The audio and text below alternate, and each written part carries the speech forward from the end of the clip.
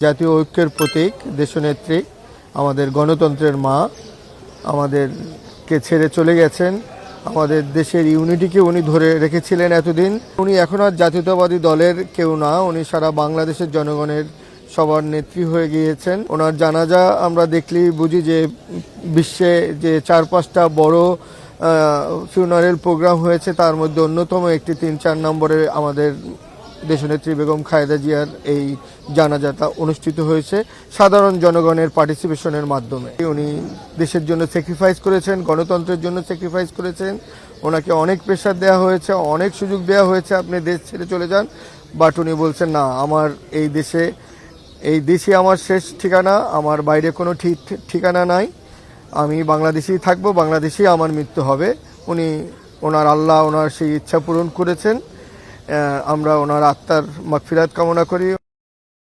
উনি এত অ্যাকোমোডেটিভ ছিলেন, ওনার মধ্যে কোনো হিংসা ছিলেন না, উনি কোনোদিন কোনো বাজে কথা বলেন নাই, কাউকে কোনোদিন কারো শত্রুতা করেন নাই। তো আমাদের পরবর্তী যে নেতা ভারপ্রাপ্ত চেয়ারম্যান জনাব তারেক রহমান, আমরা ওনার মধ্যেও সেই জিনিসই দেখতে পাচ্ছি। ওনার মধ্যে আমরা কোনো হিংসা বিদ্বেষ দেখতেছি না। এর মধ্যে আপনি দেখতে পাচ্ছেন উনি সবার সাথে বসতেছেন, সবার সাথে কথা বলতেছেন জাতীয় ঐক্যের জন্য। উনি দেশের জন্য যতটুকু দরকার উনি ততটুকুই করবেন। ওনার মধ্যে আমরা কোনো বিদ্বেষ এখনও দেখি নাই, এবং পরবর্তীতেও আল্লাহ যদি ওনাকে প্রধানমন্ত্রী করেন, উনি সবাইকে নিয়েই দেশ পরিচালনা করবেন। আমার বিশ্বাস উনি দেশকে সুন্দরভাবে চালিয়ে নিয়ে যাবেন ইনশাআল্লাহ। আমাদের শহীদ প্রেসিডেন্ট জিয়াউর রহমান এবং ওনার মা দেশনেত্রী খালেদা জিয়ার আদর্শকে অনুসরণ করেই উনি ওনার দেশকে চালিয়ে নিয়ে যাবেন, আমি এই প্রত্যাশা করি। নেতৃত্বর প্রতি আমার আহ্বান থাকবে, যারা এখন নতুন নেতৃত্বে যারা আসছেন, অলরেডি চলে আসছেন, অলরেডি নিজেকে এস্টাবলিশড করে উঠেছেন, আমাদের দেশনেত্রী, আমাদের গণতন্ত্রের মা, ওনাকে ফলো করলেই হবে।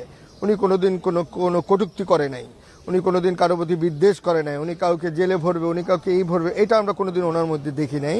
তো আমিও এই জেনারেশনকে বলবো যে এই জাতীয় মব সৃষ্টি না করে দেশের স্বার্থে সবাই এক হয়ে আপাতত দেশকে আমরা বাঁচাই, তারপরে আমরা সবাই মিলে দেশ পরিচালনা করব।